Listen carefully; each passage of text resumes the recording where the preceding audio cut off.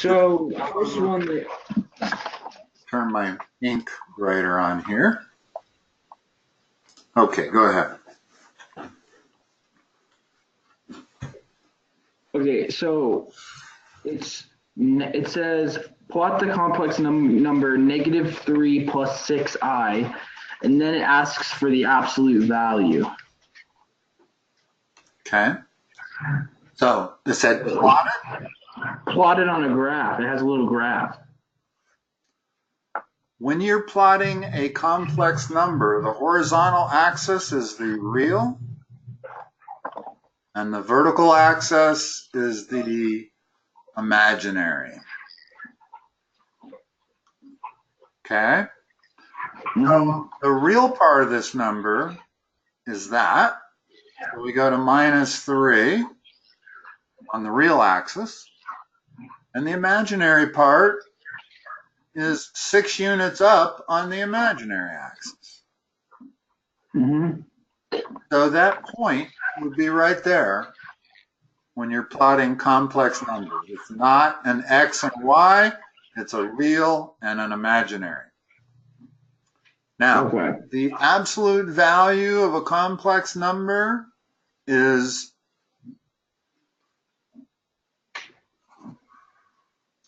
the square root of each of the numbers squared.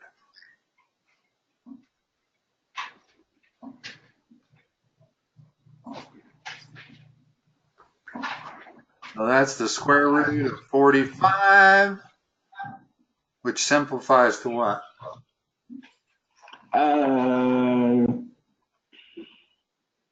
Square root of 45. You got to factor 45, where one of the factors is a perfect square number. So all you really need to do is attempt to divide it by your perfect square numbers. Is it divisible by 4? No. Is it divisible by 9? Yes. So it's the square root of 9 times the square root of 5, which is 3 root 5. Okay. So that's their answer. Do you have answers for these? No. Okay. First of all, I'm not sure that that means absolute value. In complex numbers, that might be defined as the modulus. I'm not sure. Did she define it as, or did she call it absolute value? Yes. All right. Well, I haven't done one of these in a while, so I'm 90% sure that is the correct way to do it. Okay. What else you got?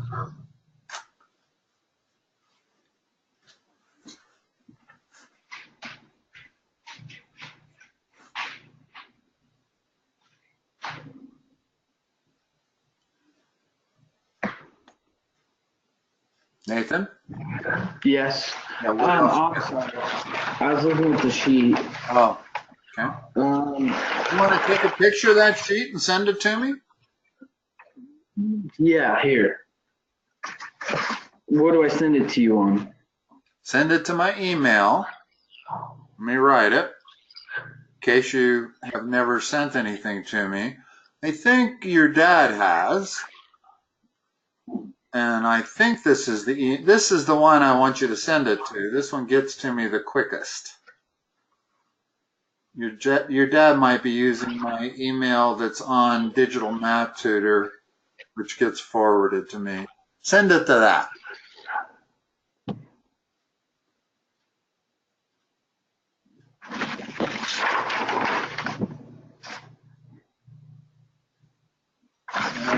If this is the first time you've ever sent me anything, you got to type it all out. But the next time you send me something, you type DA and it'll probably pop up as a default.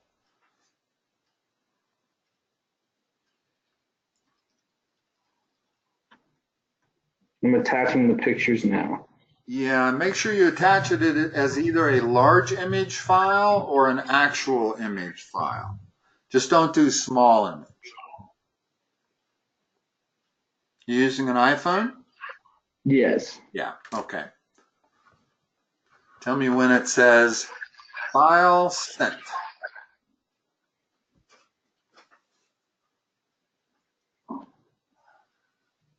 It says sent. File sent. Okay.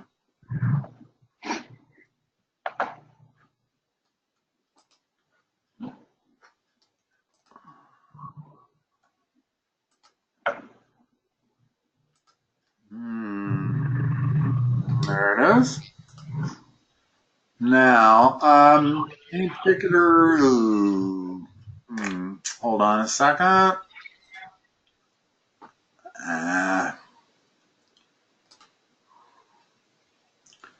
For some reason, I've had trouble rotating these, and I can't figure out how to rotate these. I used to be able to.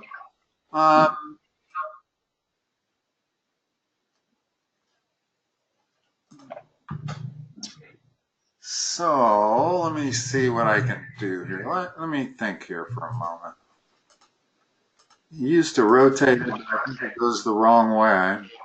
Huh, no it didn't. It went the right way. Perfect. If you blow it up enough, it rotates it automatically. Okay.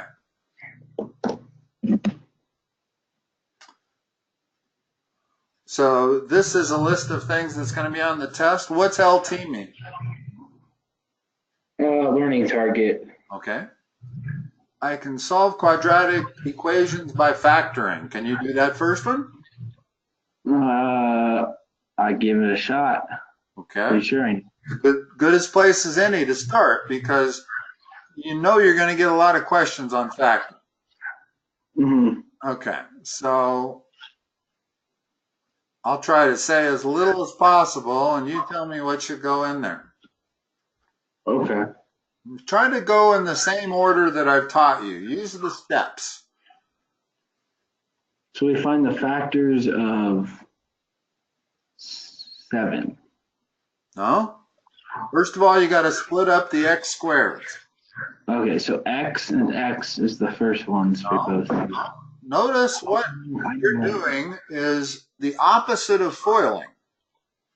You are unfoiling. Well, this term right here is always produced by the first terms of each thing. So they have to multiply together to be 4x squared. So when you are splitting up the x squared term, you have to split it up in a manner that multiplies back to 4x squared. Now, it doesn't have to be 2x times 2x. It could be 4x times x. You got two possibilities here. I'll go ahead and write both of them. What do we know about the sign? That's step 2. Figure out both signs. Well, aren't we not able to figure out what that's going to be until we know our factors? No, both signs are determined entirely by that right there. Remember that this last term is always produced by that last multiplication, the L of FOIL. Whatever number goes in there, we're going to multiply it by that other number to get minus 2. So when we see an answer, in other words, after multiplication we got a minus 2, that means our signs have to be opposite. You cannot produce a minus 2 if their signs are the same. So one has to be plus, one has to be minus. That's the next step. Now the last step, the only thing we know is that these two numbers have to multiply to 2. So what are factors of 2? 1 and 2. Okay, well if I put a 1 there and a 2 there, that does not produce the middle term of minus 7x. And it doesn't matter if I put the 2 there and the 1 there. It still isn't going to produce a middle term of minus 7x. So what that tells me is that it has to be 4x and x. I cannot get there with 2x times 2x. Okay? Now, let's continue. Well, it's the second. I now know it's got to be 4x and x. Okay? What's the next step? Put 1 and 2 in. No? Oh, the sign. Always the signs. Well, the signs we know have to be opposite. But in this particular case, plus minus is not the same as minus plus. So I'm going to allow for both. And the reason it's not the same is because this one's 4x and this one's x. So whatever numbers go on the end here, one of them is going to multiply by 4x and the other one's going to multiply by x. So we're still looking for factors of 2.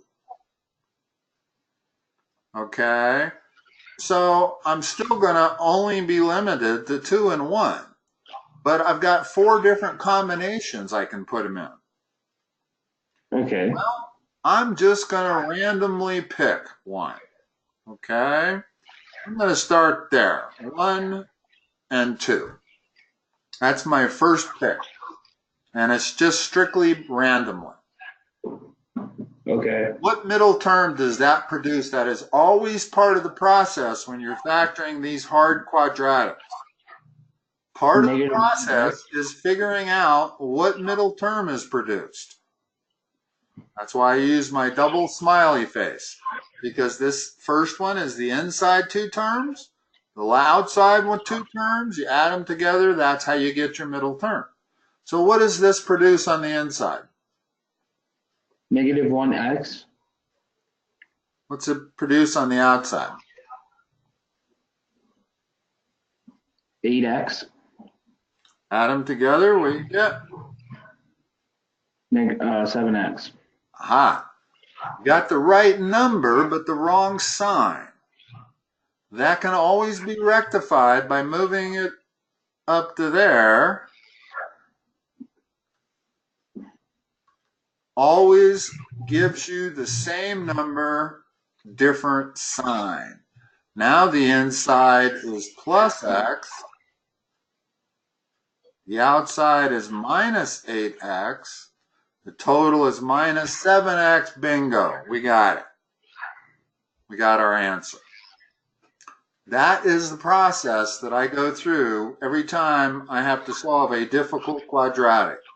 By difficult, I mean any time that this number is not 1. It's going to be difficult.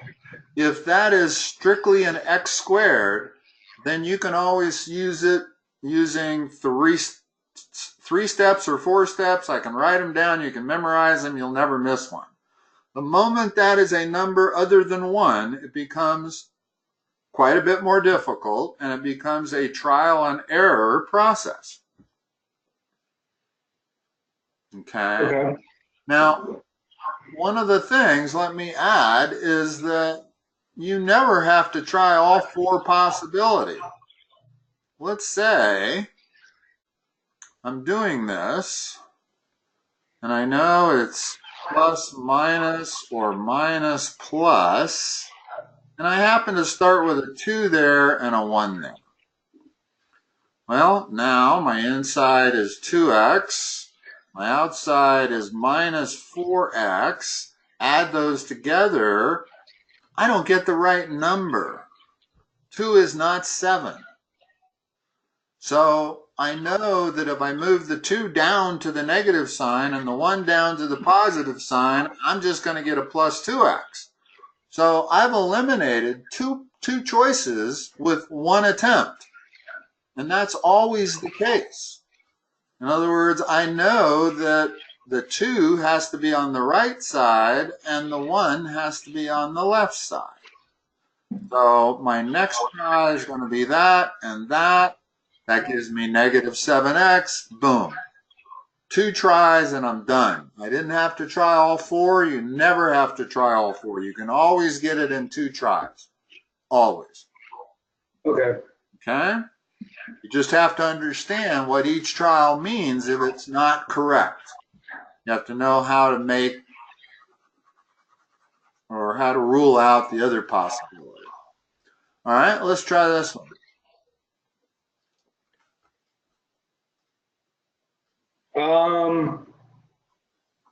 This one's different because you have the two different sides, so we just have to get it all on one This side. one's different in the sense that you don't have 0 on one side. That's a critical part of factoring. You got to get 0 on one side. So how are we going to do that?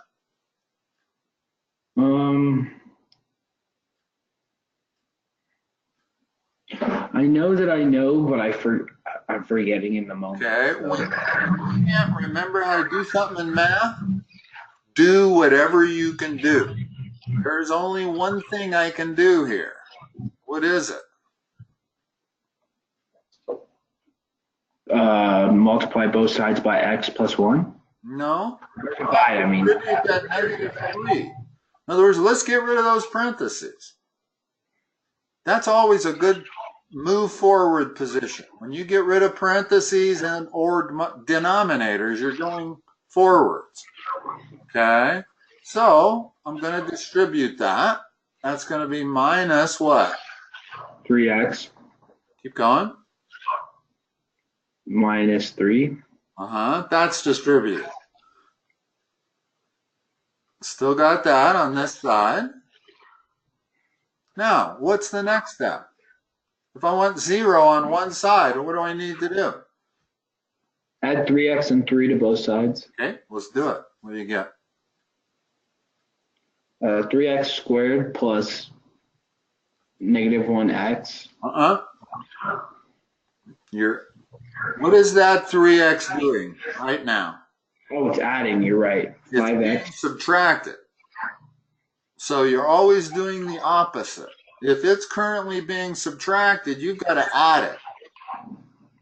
It becomes plus 5x. Now add the 3 also. Plus 3 equals 0. Plus 2. Plus Add 2. that 3, -1. Yeah. Plus 2 equals 0. Now it looks just like this one. Just different numbers. Okay? But the advantage of this one, this is going to be quite a bit easier because I do not have two choices on how to break up 3x squared. Right? There's only one way to split it up. What is it?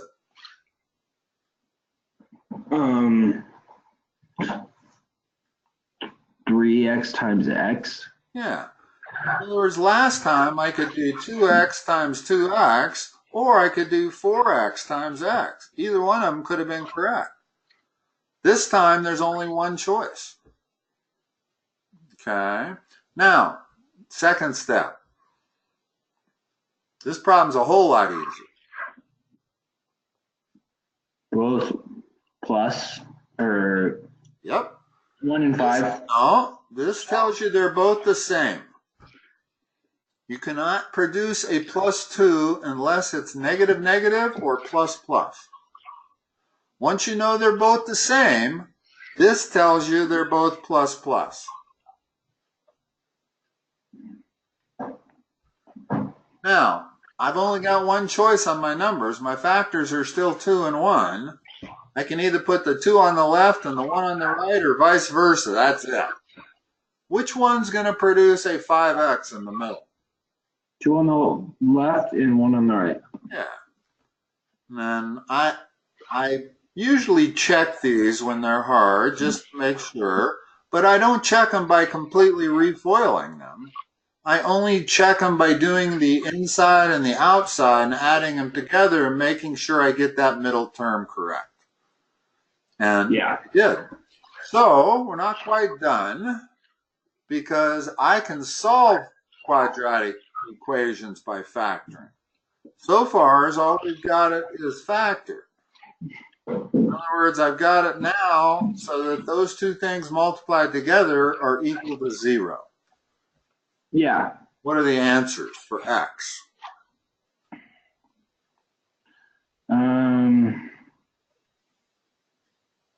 How do I get them? We have to. What's the next step in your thinking? Are we foiling? No, we just unfoiled it. Oh, yeah. If we FOILed it, we'd just get back to this. We'd be going backwards. Why do we factor stuff to solve it? There's a really good reason why you cannot solve a quadratic when it's written in a quadratic, but you can solve it once you factor it. What is that reason? I'm not sure. It's because if you have two things multiplied together and they are equal to 0, what can you say? That one of them is 0. One of those them has to be 0. You cannot find two numbers multiplied together that are equal to 0. They don't exist unless one of them is 0. So we know automatically that one of these two has to be 0 and maybe both. So how are we going to solve it? What does 3x plus 2 have to equal? It doesn't have to equal anything. If we make x plus 1 equal to 0, it would be negative 1 plus 1 equals 0. And then whatever that side equals is going to end up being 0 when we multiply it by 0. The problem is the answer may lie in that one being 0. So what we do is we set both of them equal to 0. We set 3x plus 2 equal to 0, and we set x plus 1 equal to 0. And we solve it, we get two solutions. What's the first one? X equals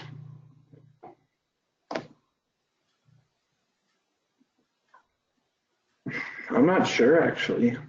You don't know how to solve that equation? Well, I'm trying to think of what you add 2 to make 0, which is That's just not negative. the way to do it. Let me help you in solving equations. I can see that you're struggling here because you're using a logic that isn't the logic you want to use. Okay? Here's what you want to do. You want to end up with x equals something, right? Correct. So, what do I have to do? I have to get rid of everything that isn't x. The first thing to get rid of is that 2. The next thing to get rid of is this 3. So how do I get rid of the 2? Minus 2 on both sides and divide by 3 on both sides. Okay. That's one solution. What's the other? X equals negative 1. Yeah, x, if I set that one equal to 0, then I get x equal negative 1. That's the other solution. Anytime you have a quadratic, 95% of the time, you're going to have two solutions. And the reason is because of this principle that two things multiplied together equaling 0, you set both of them equal to 0. Okay? Questions, or can we go on? No, we can go on. Okay. I'm just going to scroll. Oops, hold on a second. Let me scroll down this page so I can see what's all on it. Okay, and there's 3 pages here. We got to do some prioritizing. The thing is that I think it's absolutely necessary that you know how to do these first few problems. There's no point in trying to do harder stuff like complex plotting if you can't do factoring.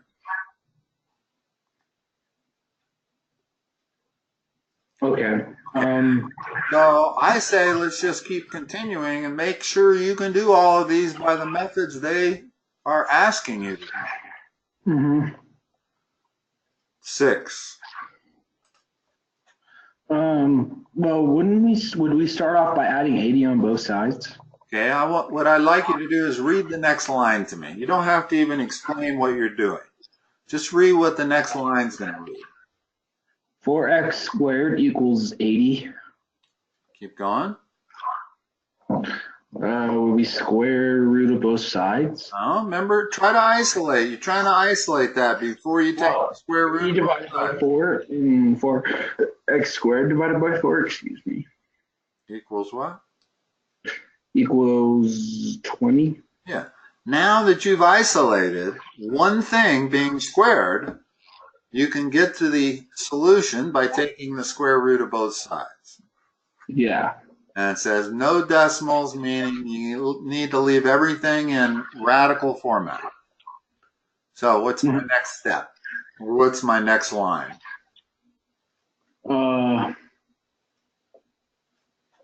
Square root of 4 times the square root. Do it step by step. Do it step by step. Okay.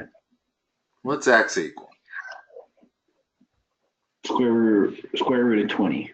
Actually, plus or minus the square root of 20. Got it. Plus minus. You'd have lost half points on that.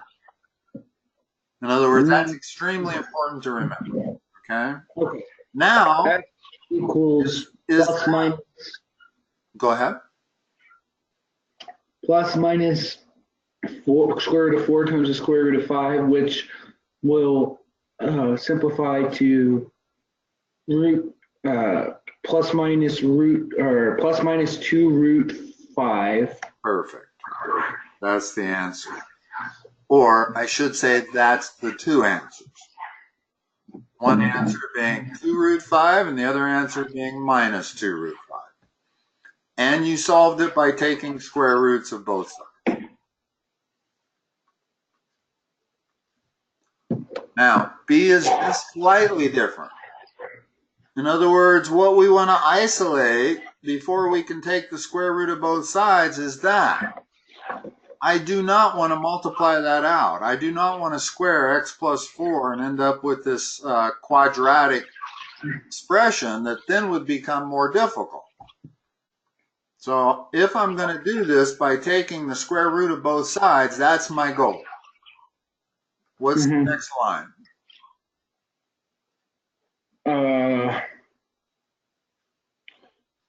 5x plus 4 equals the square root of...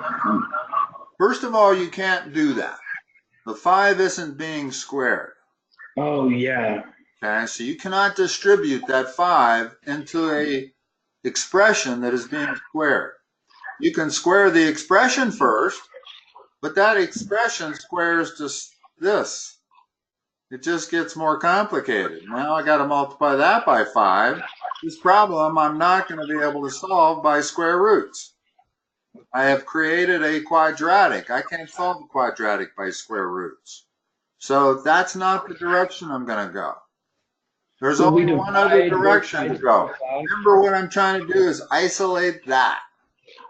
Yeah. Would we divide by 5 on both sides? You got it. What's the next one?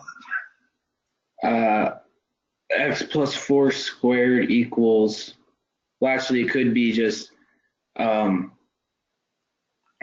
x, yeah, that, and then equals negative 9 or 9? It's minus 45 divided by a positive 5. Yeah, not negative 9. Okay, now what? You take the square root of both sides. Okay, so what's the next line? X plus 4 equals 3. What are the first words out of your mouth supposed to be when you take the square root of both sides? Plus minus 3. It's not 3. The square root of minus 9. Oh. Here's the way you do it. First of all, when you take the square root of a negative number, you know the answer is imaginary. Okay? So let's take the imaginary part out and make that look like that. Now, what's the square root of a positive 9?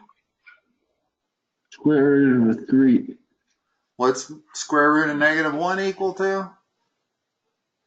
Just square root of 1? Oh, it's I. That's what I. Okay.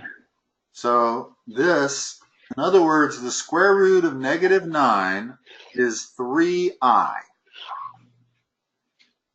Okay. And it's still got the plus minus in front of it. In other words, at this point, I'm x plus 4 equals plus or minus 3i. So what is x equal to? X is equal to plus minus 3i minus 4.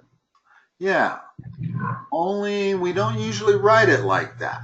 In other words, when you're writing complex numbers, you usually try to write it in this format, where we put the real part first, the imaginary part second. So how should I write this? Negative 4 plus minus 3i. There you go. And that's the way you always want to write them. Notice also that that always is exactly what your results from using the quadratic formula look like. Mm-hmm. Always. In other words, there's your negative b plus or minus the square root, all of that's 4a, or b squared minus 4ac. So put it into that format by putting that minus 4 at the beginning, not at the end. Okay. So we'd solve, there's numerous ways. In fact, every single one of these quadratics can be solved by every single one of the methods. Okay? Okay. It's just that some of the methods work easier than others. Like using square roots to solve that one was by far the easiest way. Had I put it into a complete quadratic and standard format, I'd had to go to all kinds of extremes to solve it. So yeah, the easiest way to solve both this one and this one is by taking square roots of both sides, once you get to the point where you can do that. All right, let's go on. All right, completing the square. We definitely, another thing you need to know. These first few things on this page, you just can't get through algebra without knowing them all. And there's a lot of harder stuff in algebra that you can pass algebra without knowing, but you got to know this stuff. Okay? Okay. So, if I'm trying, first of all, they say rewrite it in vertex format. What's vertex format?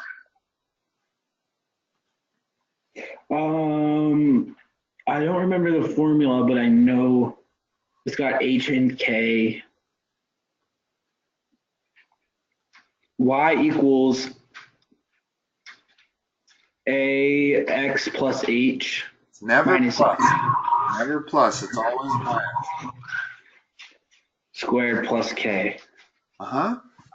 And I mean that. You're going to run into X minus H many times. It's not just in the vertex format. It also, when you start talking about conic sections and circles and parabolas and all of that, it's always X minus H and it's always Y minus K. Now, the reason this is plus K is because that K was originally on the other side where it was Y minus K. But memorize that. You need to know that. You can't not have that memorized. Okay. So, by completing the square to get this number 7 into vertex format, I got to make it look like that. Well, the first thing I got to do is what? Do you remember how to complete the square?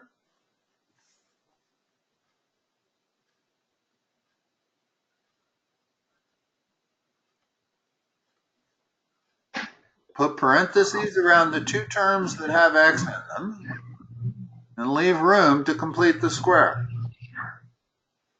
Like that. That's step 1. That's always step 1. And notice I haven't changed anything. Those parentheses don't do anything. If I remove those parentheses, I got exactly what I started with. Yeah. Now, how do I complete the square inside the parentheses? Such that I'm going to be able to write this as some x minus some number squared. That's the whole point of completing the square. And notice, once I have it written like that, I will have it in that format. So, the way to get it into this x minus h is to do what? Is to complete the square inside the parentheses. But how do you do that? Do we move?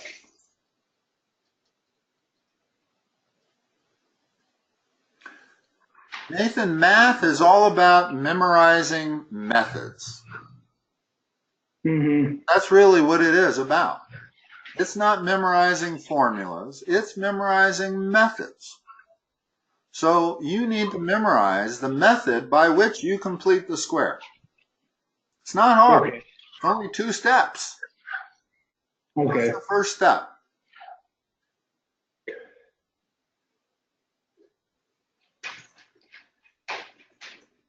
Take half of this coefficient. -4, square it,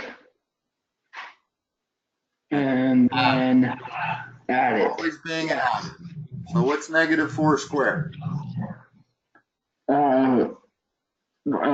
16. Okay.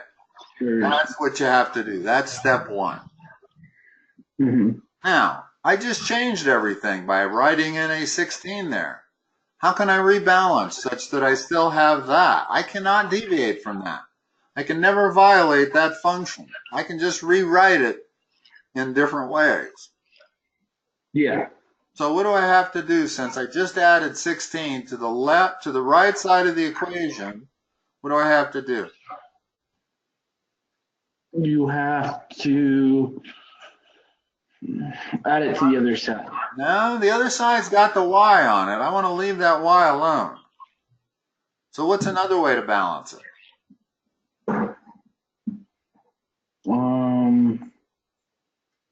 I just added it to the right side. How can I eliminate that adding it to the right side? Subtract it from the left side? Not from the left side, from the right side. Oh. Now notice that that 16 cancels with that 16, and I'm back to what I started with. In other words, I have not changed it. I'm just rearranging stuff. The beauty is that I can now write that as what? Squared. I got to write it like this. I got to write it as an x minus some number squared. X minus h is 16h? No. Oh, is it? No, it's 4. When you took half of that coefficient, that's the number that goes there.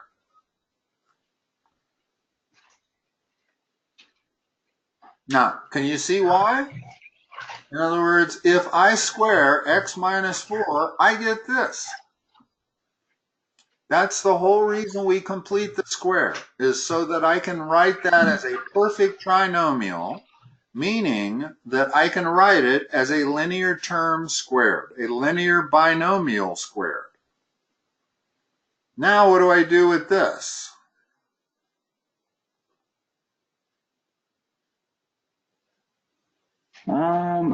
That isn't that. So we're left with x minus 4 squared. That takes care of that. And so we square root of both sides. Hold on. Let's just finish. What is plus 7 minus 16? Oh, I'm sorry. I didn't realize you wanted me to say that. Negative 9. Okay. We are not solving an equation here.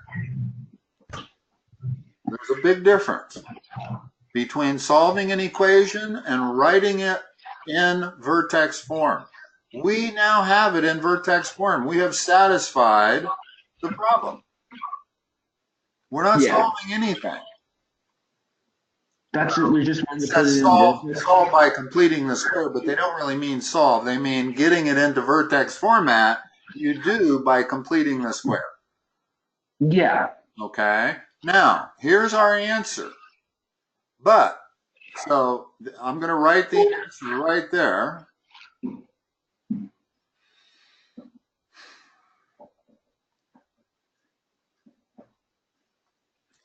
Now, it does say solve. Actually, it doesn't. Solve what? Solve the X-intercepts? The X coordinates or whatever, the possible X. I'm not sure. Her instructions are so ambiguous that I can't tell exactly what she wants you to solve for. Yeah. You got it into vertex format right there. And we can find out where the vertex is. I don't know what she wants to solve for. She doesn't say. She just says solve. Solve for the zeros, maybe? X equals? Not x equal. If she's wanting you to solve for anything, this is a parabola that looks something like this. Okay? If she's wanting you to solve for anything, usually it's that point and that point. In other words, the X-Intercepts. She doesn't say so in the instructions, but maybe earlier up she does. In other words, maybe if I were to scroll up, I would see that she's wanting the X-Intercepts on all of these. Yeah. That is an equation. We were able to solve that. That is an equation. We were able to solve that. This is not an equation. That's a function. This is just written in a different way. Same function, exactly. So, not sure what she wants you to solve for. My best guess is she wants you to solve for these X-intercepts. Okay? So, let's do that. Because that's a little tricky. You got to know how to do that. First of all, what does that mean? X equals, right? Well, not quite. In other words, how do I go? I'm given a function here. I know what that function looks like graphically. How do I figure out what the x coordinate is for that point right there? We have to graph it? No. What is the y value when that x-intercept is right there? What's the y coordinate of that? In the vertex equation? Or Here's a parabola. What's the y coordinate of that point right there? Like 3. That's the x coordinate. What's the y coordinate? The y coordinate, 0. What's the y coordinate there? 0. So, the way we solve this is we set y equal to 0. Because that's what it is equal to when they're asking you about the x-intercepts. Now solve that. This is now an equation, and we can solve it for x. Because I've specified that y has to be 0, I'm solving for these x points right there. That one and that one. Solve this equation. Plus 9 on both sides, and then square root of both sides. What's the next line? 3i. No, it's not an I. It's not a negative 9. Yeah, you're right. Square root of 3. No. Well, 3, just 3, right? No, it's plus or minus 3.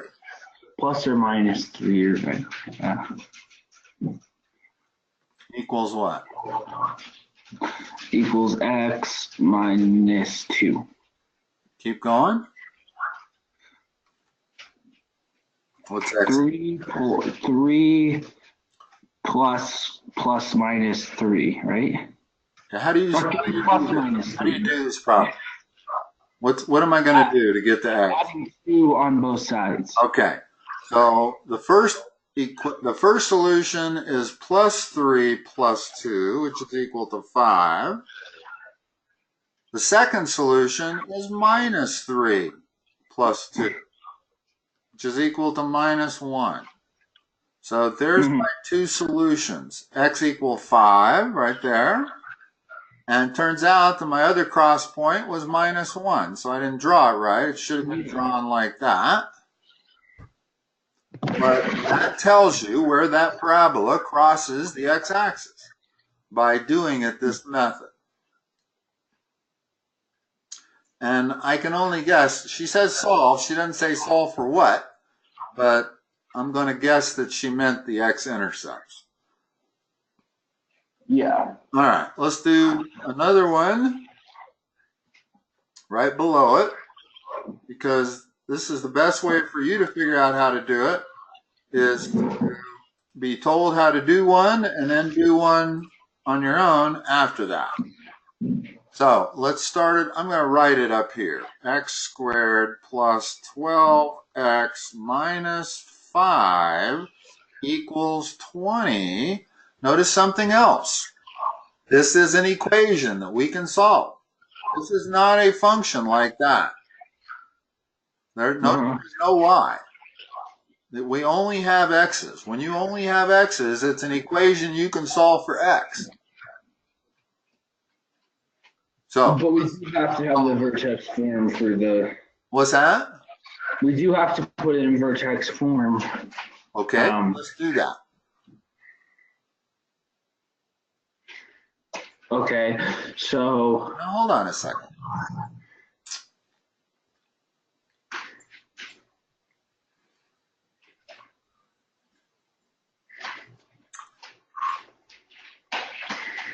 This a little bit theoretical, but again, it's not that easy to put this in vertex form. I can subtract 20 from each side, and I have this.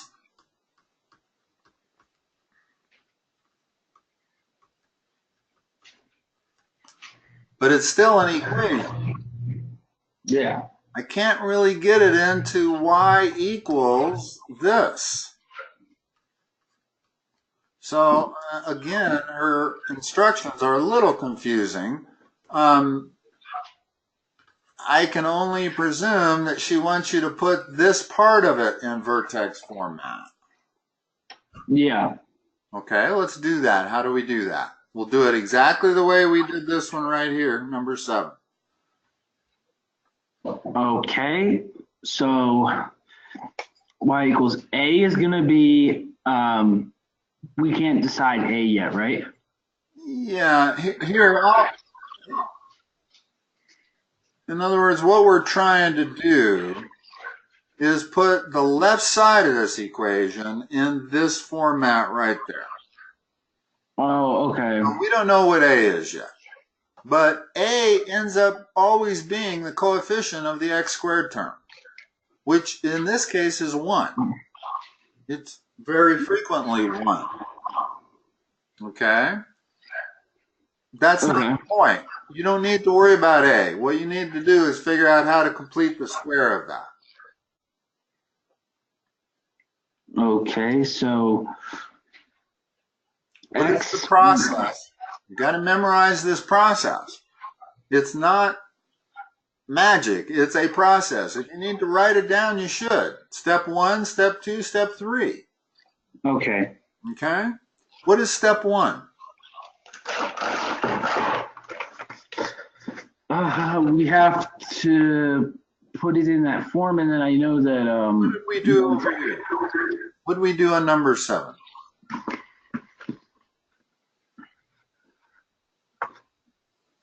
I can't believe I totally forgot.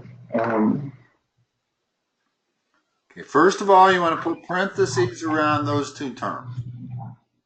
And you want to leave some space. Because remember what I'm going to do here. I'm going to complete the square. So, yeah, okay. And then. Okay, now that's step 1. That's an important step 1. If you don't do this as step 1, you're not going to remember what step 2 is. But once you've done step 1, this should jar your memory into realizing, now I remember what we need to do next, which is what?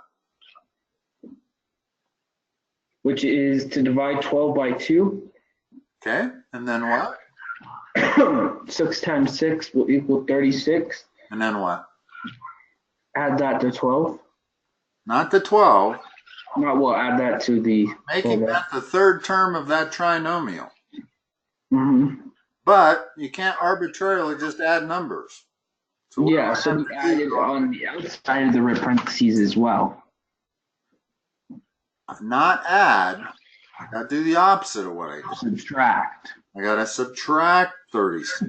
In other words, by adding 36 inside the parentheses and subtracting 36 outside, I have not changed the left side of this equation.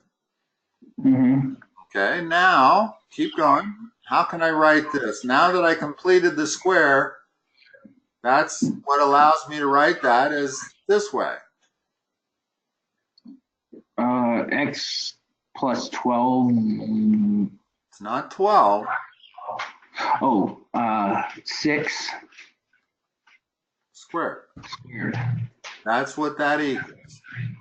And it's always, whenever you complete the square, you are guaranteed to be able to write that as a binomial square. That's the whole reason you've done it, is because it allows us to write it like this. Okay? Now, combine those two, gives you minus 61. Boom, vertex format. What's A? 1. What's H? 6. No. Negative 6. What's K? Negative 61. Okay. So that's the answer for their vertex format, and then put a Y on the other side of it, I suppose. No, you can't even do that. You'd have to leave 0 on the other side. And as far as the solutions go, now what? In other words, now I really am trying to solve this equation. I'm no longer interested in graphing it or figuring out where the vertex is. I want to solve for those X-intercepts. I want to know where that thing crosses the X-axis. We just add 61 on both sides for what we had right there, right? Well, that's not a bad way to go, yeah. X plus 6 squared. And then if I do take that 61 back to the right side, now I can solve that equation relatively simple. By taking what? What's my next step? Square root of both sides. Exactly. So what's my next line? X plus 6 equals... Stop. Make sure your first words are? Plus minus. Okay. And then... I'm trying not to get the perfect squares. No. First of all, don't think about that step yet. Put that one down first. 61. And now try to see whether that can be simplified. I don't think You it will can. find that 61 is a prime number. That means it can't be. Okay, in other words, not only are there no perfect square factors for 61, there are no factors for 61 other than 1 and 61. So I don't have to worry about simplifying it. What's my final answer? 6 plus minus square root of 61. Say again? 6 plus, or negative 6 plus minus the square root of 61. Try not to drop negative signs. You have a habit of dropping negative signs. That you're going to get the wrong answer. You're going to get a total wrong answer if you leave that negative sign off. That's every bit as important. That negative sign's every bit as important as that number 6. Yeah. Okay. And that's your solution. Again, we've got it in A plus BI, only this is not an imaginary number, but we've got it in the same format that you get when you use the quadratic formula. Yeah. Okay. That's the last one on this page, I think. We got 10 minutes. Let's go to the next page. Whoops. Let's see if I get so lucky as to get this thing to rotate just right. Yep. Amazing. I'll have to start having students send everything to me in landscape format like that. All right, graph following.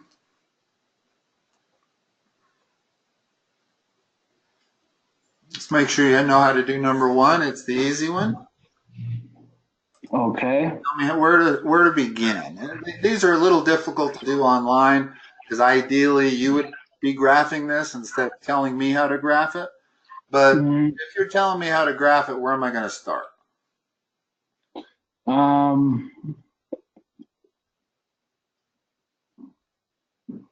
Well, it's in vertex format, but I'm not entirely. Figure out what the vertex is. And I don't know which one of the terms stands as the vertex, though. Like what it. Okay, what's the standard vertex format? Y equals A, and in parentheses X minus H squared squared plus K. Okay, so that's in vertex format. So all you have to do is compare that with that, and you can figure out what H and K are. Mm-hmm. What is H and K? H is 1 and K is negative. H is negative 1. H can't be 1. You see why? If H were 1, then that would say X minus 1. Yeah. So H has to be minus 1. Mm-hmm. And what's K? K is negative 3. Okay. So that's a good place to start because I can graph that immediately. That's our vertex right there. Mm-hmm. Do I have a parabola that opens up or down? Down, right? If A is positive, it always opens up. If A is negative, it always opens down. This is a negative A, and number 2, that one's going to open down. So this one's going to open up. Okay? And I'm just going to guess, this may not be the best way to do it, but it looks something like that. Okay? However, what I don't know is whether it looks like this, or maybe it looks like this. Or maybe it even looks like this. In other words, I don't know the breadth of it. So the only thing I really know is where that vertex is and the fact that it's a parabola. Mm-hmm. Okay? I was on the wrong side anyway, right there, right? Yeah. I had it in the wrong spot. That's where the vertex is. Well, if I can find 2 other points, now I can connect those 3 dots with a parabola and I'll have the exact perfect graph. Yeah. First of all, where's the axis of symmetry? Which is this line right here. X equals negative 1. Perfect. X equal negative 1. The form is vertex format, I guess. That's what she wants for an answer. Yeah. So the only thing I need is 2 other points. What are 2 points that are really good to get? The ones she's always asking you for. 0 and an X. The X-Intercepts.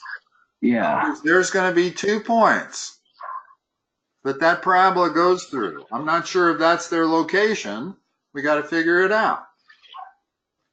Mm-hmm. I'll mark them, and then we'll know exactly how to graph it. So how do I figure it out? I take this equation and I do what with it? We can use square roots to solve it. It's not an equation yet. It's a function. Make it equal 0. That's the key. Why am I setting y equal to 0? Because when I'm on the x-axis, y is always 0. Yeah. And I am trying to figure out where these 2 points are when y is 0. So solve this. Now we can solve this equation. Yeah. What's the next line? 0 3 over 2 equals x plus 1 squared. Okay. Take that. That's doing 1 or 2 steps at the same time, but that's okay. What next? Square root of both sides. Okay, so what's x plus minus square root of 3 over 2. Yeah. You're right. I left it out. You didn't. -1 plus minus the square root of 3 over 2. Okay, good. And our solutions are plus the square root, positive square root of 3 over 2, and negative square root of 3 over 2. No. Oh, actually, yeah. -1. That's exactly right. And if you use your calculator, you can figure out where that point is. It's going to be somewhere like there. And this point is going to be somewhere like over there. And we know our vertex is right there. So here, let me figure this out a little bit more. I'm not going to take the time to do this because I want to talk about one last thing. Mm-hmm. And that's that answer. Square root of 3 over 2 is actually not simplified. Yeah. Notice that that's the same as square root of 3 over square root of 2. If you come up with that answer, what would you have to do? Divide them. Rationalize it. Rationalize it when you have an irrational denominator. That is the problem. You have square root of 2 in the denominator. Mm-hmm. Get rid of that square root of 2. We'll just take off the root. It can just be 2, right? No, you got to multiply the top and the bottom by square root of 2. In other words, I can always multiply any fraction by the number 1 without changing its value. Well, that's what I'm doing. My number 1 is square root of 2 divided by square root of 2. That's 1. Mm-hmm. Notice what happens. The top becomes square root of 6. The bottom becomes just 2. Now I have a rational denominator, and that is satisfactory. That's a satisfactory way to present it. This is not. So be careful when you have the square root of a fraction. If the denominator of that fraction is going to leave you with an irrational denominator, you have to rationalize it. You're supposed to. I don't know that you'd necessarily lose points with this answer. Yeah.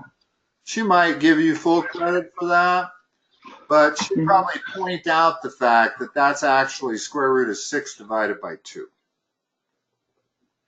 Yeah. All right. 4:30, I will let you go. It's okay that we're repeating stuff. That's one way to learn it, is just to keep doing it. The problem is we don't get to do some of the more advanced stuff, but there's no point in learning that more advanced stuff if you don't know how to do this. And you need to really get good on your quadratic, on all their methods of solving them, on graphing them, on finding the vertex, all of that. Complete square. If you're perfect at all those things, you're going to do fine on this test. Okay. You really are. You could not know anything else. And if you were perfect on just what we've covered today, you'll do just fine on this test. All right. Okay? All right. Thank you. I will talk to you next time. Yep. Bye-bye. Bye.